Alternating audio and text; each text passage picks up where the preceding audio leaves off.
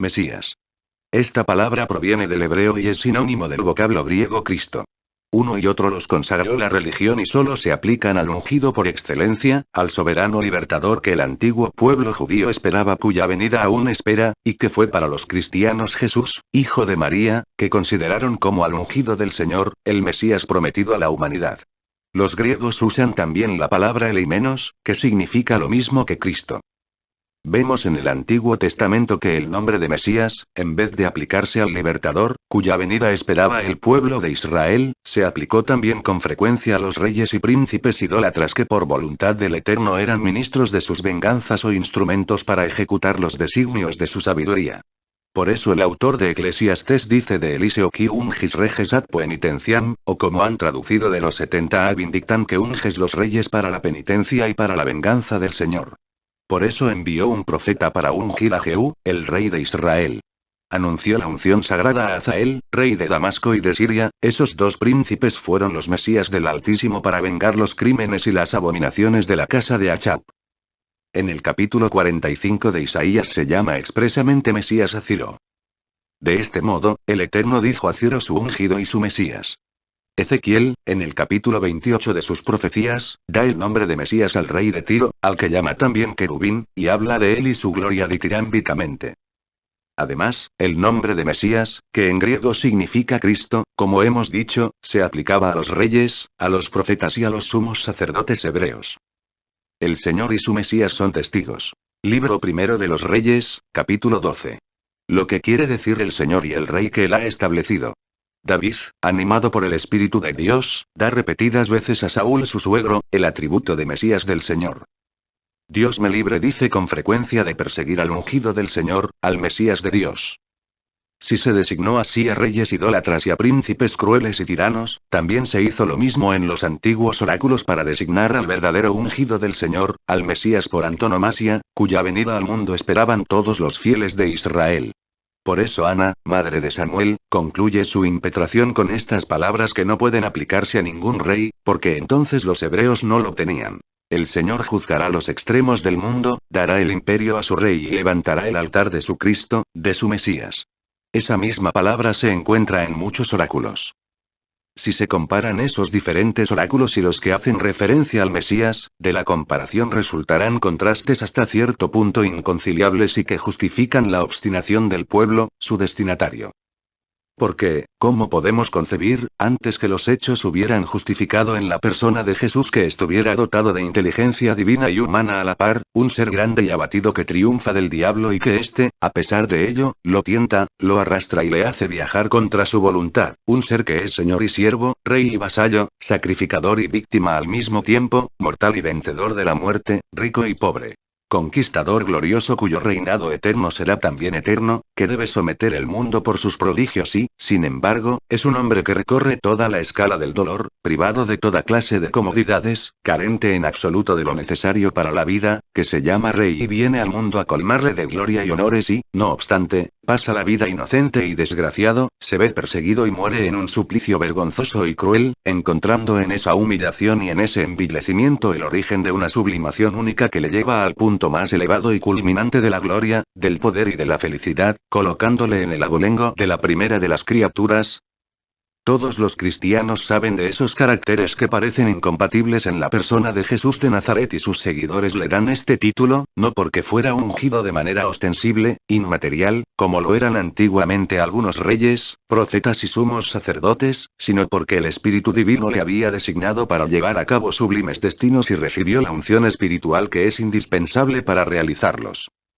Acabábamos de escribir esto sobre punto tan trascendente, cuando un exégeta holandés, más célebre por el descubrimiento que nos comunicó que por sus mediocres papeles, nos hizo saber que Jesús era el Cristo, el Mesías de Dios, ungido en las tres épocas más notables de su vida con la sola finalidad de que fuera nuestro Rey, nuestro profeta y nuestro sumo sacerdote. Cuando recibió el bautismo de manos de Juan, la voz de Yahvé le declaró su Hijo único y bien amado y, por lo mismo, su representante. Transfigurado en el monte Tabor, asociándose a Moisés y a Elías, la misma voz sobrenatural lo anunció a la humanidad como hijo del que anima y envía a los profetas y a quien debe obedecerse con preferencia a estos. En el huerto de Getsemaní descendió un ángel del cielo para confortarle en las congojas que le causaba la proximidad de su suplicio. Le infundió valor para soportar una muerte cruel que le era imposible evitar, porque debía prestarse al sacrificio como víctima pura e inocente. El aviondo exégeta holandés encuentra el óleo sacramental de estas unciones celestes en los signos visibles que el poder de Dios hizo aparecer sobre su ungido en su bautismo, la paloma que simboliza al Espíritu Santo que descendió sobre él y en el Tabor la nube milagrosa que cubrió su cuerpo. Tras saber esto es necesario ser muy incrédulos para no reconocer por esos signos al ungido del Señor por antonomasia, al Mesías prometido, y nunca deploraríamos bastante la ceguedad inconcebible del pueblo hebreo si su proceder no se hubiera ajustado al plan de la infinita sabiduría de Dios y no hubiera sido preciso para la culminación de su obra y la salvación de la humanidad. Pero debemos también reconocer que en el estado de opresión en que se hallaba el pueblo hebreo, después de las gloriosas promesas que el Eterno le hizo repetidas veces, debía seguir suspirando por la venida del Mesías prometido que le había de emancipar, y que hasta cierto punto es injustificable que no reconociera a su libertador en la persona de Jesús, tanto más cuando es natural que el hombre piense más en el cuerpo que en el espíritu, o lo que es igual, sea más sensible a las necesidades del momento que a los beneficios del porvenir, que siempre son inciertos. Por otra parte, debe creerse que Abraham, y después de él algunos patriarcas y profetas, pudieron formarse la idea de cómo debía ser el reinado espiritual del Mesías, pero esa idea debió quedar encerrada en el pequeño círculo de los iniciados.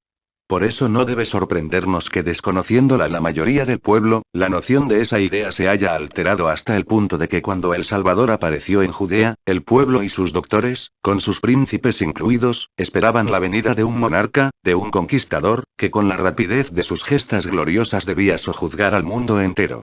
¿Cómo, pues, podían conciliar la idea halagadora que tenían del Mesías en el estado abyecto, en apariencia milagrosa, en que se les apareció Jesucristo?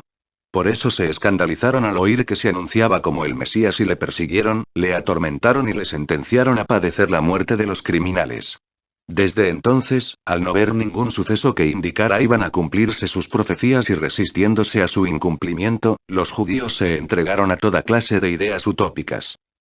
Así, al presenciar los triunfos de la religión cristiana y comprender que podían explicarse espiritualmente y aplicar a Jesucristo la mayoría de sus antiguas profecías, convinieron, contra la opinión de sus antepasados, en negar los pasajes que creemos aluden al Mesías, interpretando torcidamente el Antiguo Testamento y procurándose su perdición.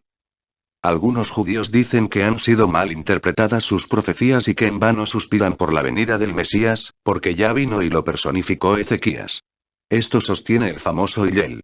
Otros, contemporizando con los tiempos y las circunstancias, opinan que la creencia de la venida de un Mesías no es artículo fundamental de fe y que negando esa doctrina no se conculca la ley, sino que se le hace una simple variación. El judío Albo, al sostener esta variación, decía al Papa que negar la venida del Mesías no era más que cortar una rama del árbol sin tocar sus raíces. El famoso rabino Harchi o Rashi que vivía a principios del siglo XII dice que los antiguos hebreos creían que el Mesías había nacido el día que las legiones romanas destruyeron Jerusalén. A esto, vulgarmente se dice después de muerto el burro, cebada al rabo.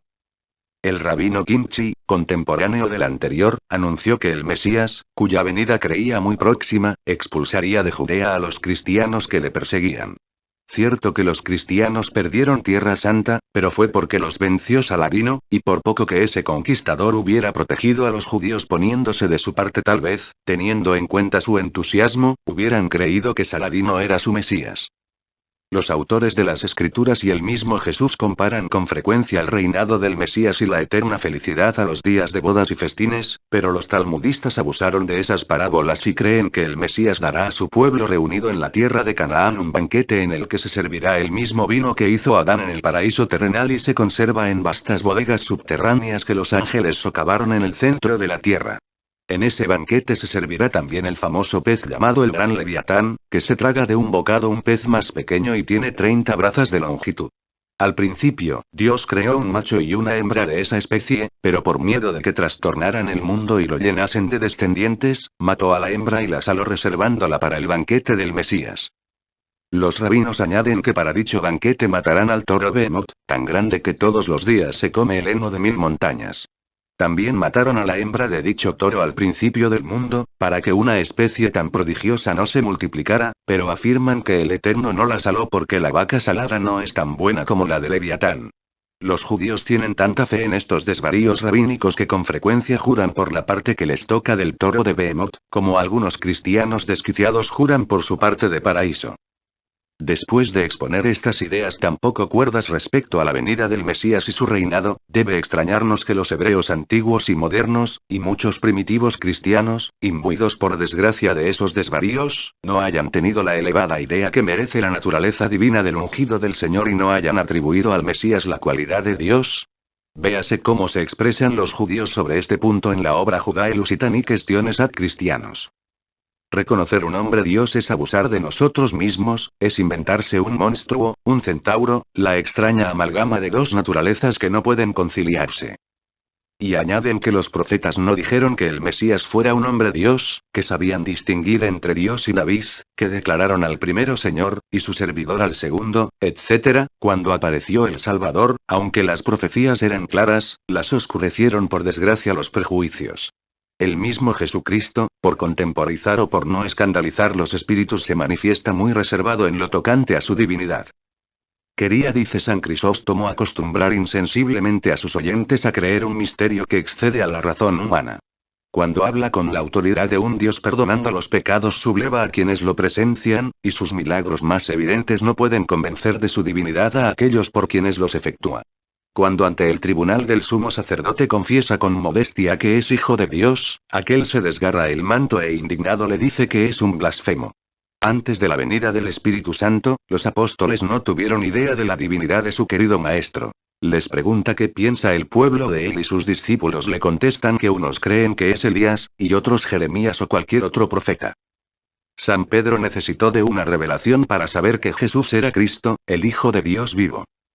Indignados los judíos contra la divinidad de Jesucristo, recurrieron a toda clase de subterfugios para destruir ese gran misterio, subvirtieron el sentido de sus profecías o no las aplicaban al Mesías. Sostenían que el apelativo de Dios no era exclusivo de la divinidad y que los autores sagrados lo aplicaban a los jueces, magistrados y a los que estaban revestidos de autoridad. Y citan un gran número de pasajes del Antiguo Testamento que justifican esta observación, pero que no destruyen las palabras terminantes de las antiguas profecías referentes al Mesías. Sostienen, además, que si el Salvador, y después de él los apóstoles, los evangelistas y los primitivos cristianos, llaman a Jesús Hijo de Dios, ese atributo augusto solo significaba en los tiempos evangélicos una contraposición al hijo de Belial, o sea que quería decir únicamente hombre de bien, servidor de Dios, como contrapuesto a hombre perverso que no temía a Dios. Los judíos no solo negaron que Jesucristo era el Mesías y su divinidad, sino que hicieron lo posible por hacerle aparecer despreciable, arrojando sobre su nacimiento, su vida y su muerte todo el ridículo y oprobio que pudo inventar su criminal encarnizamiento. De todas las obras que produjo la animadversión de los judíos, ninguna tan odiosa y cerril como el antiguo libro Seper Toldus Geschut, descubierto por Wagenseil e insertado en el segundo tomo de su obra Tela Ignia Satanae. En dicha obra se cuenta una historia monstruosa del Salvador, inventada con toda la mala fe y odio posibles. Se refiere que un individuo llamado Pandero Pandera, avecindado en Belén, estaba locamente enamorado de una joven, esposa de Jocanam. De estas relaciones nació un hijo adulterino al que pusieron por nombre Jesúa o Jesú. El padre de ese niño se vio obligado a huir y se refugió en Babilonia. Al joven Jesús le enviaron a la escuela, pero, añade el autor, tuvo la insolencia de mirar con desenfado a los sacerdotes y permanecer cubierto ante ellos en vez de presentarse con la cabeza baja y el rostro cubierto, como era costumbre entonces. Este atrevimiento fue reprendido y dio pie a que averiguaran su nacimiento espúreo y lo expusieran a la ignominia. El detestable libro Seper Toldus Geschut es conocido desde el siglo II. Celso lo cita de buena fe y Orígenes le refuta en el capítulo 9. Otro libro también titulado Toldus Geschut, que sacó a la luz Ulrich el año 1705, apenas se aparta de la doctrina del Evangelio de la infancia e incurre con frecuencia en los más burdos anacronismos hacer nacer y morir a Jesucristo durante el reinado de Herodes el Grande y supone que a este príncipe denunciaron el adulterio de Pander y de María, madre de Jesús. El autor, que toma el nombre de Jonatán, dice ser contemporáneo de Jesucristo y que vivía en Jerusalén, refiere que Herodes consultó sobre el supuesto adulterio con el Sanedrín de una ciudad situada en Cesarea, pero no entra en nuestro ánimo ocuparnos de un autor tan absurdo. Sin embargo, hay que confesar que esas calumnias mantenían en los judíos el odio implacable que sentían por los cristianos y el Evangelio, y por eso hicieron lo posible por alterar la cronología del Antiguo Testamento e introducir la duda respecto a la época de la venida al mundo del Salvador.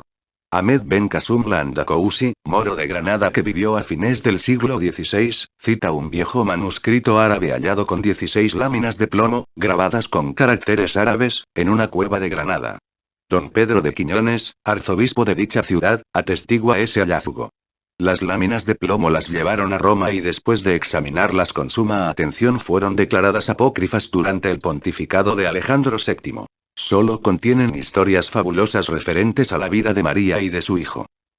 El nombre de Mesías, acompañado del epíteto de falso, se aplica todavía a los impostores que en diferentes épocas trataron de engañar a los hebreos. Hubo falsos mesías ya antes de la venida del verdadero ungido de Dios. El sabio Gamaliel cita a uno llamado Teodas, cuya historia se halla en los papeles de Flavio Josefo, que se jactaba de pasar el Jordán a pie y consiguió atraer muchos adeptos. Pero los romanos les persiguieron, cortaron la cabeza a su desventurado jefe y la expusieron en Jerusalén. Gamaliel cita asimismo a Judas el Galileo, que sin duda es el que Josefo menciona en el capítulo 12 del segundo libro de la Guerra de los Judíos. Dice que ese falso profeta llegó a reunir unos 30.000 hombres, pero la hipérbole es rasgo distintivo de dicho historiador. En los tiempos apostólicos apareció Simón el Mago, que consiguió convencer a los habitantes de Samaria que él era la virtud de Dios. En el siglo siguiente, años 178 y 179 de nuestra era, durante el imperio de Adriano, hizo su aparición el falso Mesías Barchochebas al frente de un ejército. El emperador envió a Julio Severo para que lo derrotara y tras varios combates encerró a los sublevados en la ciudad de Viter, que aguantó un empeñado cerco y al fin fue tomada. Apresaron a Barchochebas y lo sentenciaron a la pena capital. Adriano creyó que el mejor medio de poner fin a las continuas rebeliones de los judíos era prohibirles, por medio de un edicto, que entraran en Jerusalén y puso guardias en las puertas de dicha ciudad para impedirlo.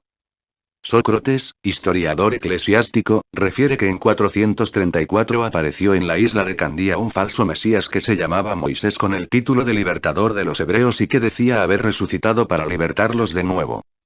Un siglo después, en 530, se presentó en Palestina un falso mesías llamado Juliano. Se anunciaba como un gran conquistador que al frente de su nación había de destruir por las armas a todos los pueblos cristianos. Los judíos, seducidos por estas promesas, mataron a muchos cristianos. El emperador Justiniano envió sus legiones contra él, entablaron batalla, lo apresaron y lo mataron. A comienzos del siglo VII, Serenus, un judío español, apareció como un mesías. Predicó, tuvo discípulos y murió como ellos en la miseria. En el siglo XII aparecieron otros varios mesías, uno de ellos en Francia durante el reinado de Luis el Joven. Lo ahorcaron, así como a sus partidarios, sin que se pudiera averiguar el nombre del maestro ni el de los discípulos. En el siglo XIII proliferaron los falsos mesías. Aparecieron 7 u 8 en Arabia, Persia, España y Moravia. Uno de ellos, llamado David del Rey, tuvo fama de gran mago, entusiasmó a los judíos, y acaudilló un partido considerable, pero fue asesinado. Jaedro Fielerne, de Moravia, que vivía hacia mediados del siglo XVI, anunció la venida del Mesías dentro de 14 años, afirmando que lo había visto en Estrasburgo y guardaba con el mayor cuidado una espada y un cetro para ponerlos en sus manos. En 1624, otro Fielerne confirmó la predicción del primero, y en 1666, Lebate y Leví, natural de Alepo, fingió ser el Mesías que predijeron los dos Fielerne. Empezó predicando en los caminos reales y en los campos. Los turcos se burlaban de él, pero sus discípulos le admiraban. Al parecer, no atrajo a hombres relevantes de la nación judía porque los jefes de la sinagoga de Esmirna dictaron su sentencia de muerte, aunque la conmutaron por la pena de destierro. Estuvo a punto de casarse 3 veces, pero aseguran que desistió porque decía que tal acto era indigno de él. Se asoció con un tal Natán Leví, que representaba al personaje Elías que debía preceder al Mesías. En Jerusalén, Natán anunció que Labate y Leví era el libertador de las naciones. El populacho judío se sintió atraído por ellos, pero quienes tenían algo que perder los anatematizaron. Leví, huyendo de la quema, se retiró a Constantinopla y de allí pasó a Esmirna. Nataleví le envió 4 embajadores que le reconocieron por el Mesías y le saludaron respetuosamente. Esta embajada se impuso al pueblo y a algunos doctores, que declararon que el abate y Leví era el Mesías y el rey de los hebreos. Pero la sinagoga de Esmirna sentenció a su rey a ser empalado. La abate y consiguió la protección del cadí de Esmirna y el entusiasmo de todo el pueblo judío, que se puso de su parte. Hizo levantar 2 tronos, para él y para su esposa, tomó el nombre de rey de los judíos y dio a su hermano José Leví la denominación de rey de Judá. Prometió a los judíos que conquistaría el imperio otomano y llevó su jactancia hasta el extremo de cambiar de la liturgia judía el nombre del emperador por el suyo. Lo encarcelaron en los Dardanelos y los judíos propalaron que los turcos le perdonaban la vida porque sabían que era inmortal. El gobernador de los Dardanelos se enriqueció con los regalos que los judíos le prodigaban para que les permitiera visitar a su rey, al Mesías prisionero que conservaba su dignidad y consentía que le besaran los pies. Mientras tanto, el sultán, que tenía la corte en Adrianópolis, decidió acabar con aquella farsa, hizo que le trajeran a Leví y le dijo que si era el Mesías debía ser invulnerable. Leví convino en ello. El sultán dispuso entonces convertirlo en blanco de las flechas de su guardia. En este punto el Mesías no tuvo más remedio que confesar su vulnerabilidad aduciendo que solo le enviaba Dios como testimonio de la santa religión musulmana. Y es que al verse continuamente azotado por los ejecutores de la ley se hizo mahometano, y vivió y murió tan despreciado de los judíos como de los musulmanes. Su conducta desacreditó de tal modo la profesión de falso Mesías que después de Leví no ha aparecido ningún otro.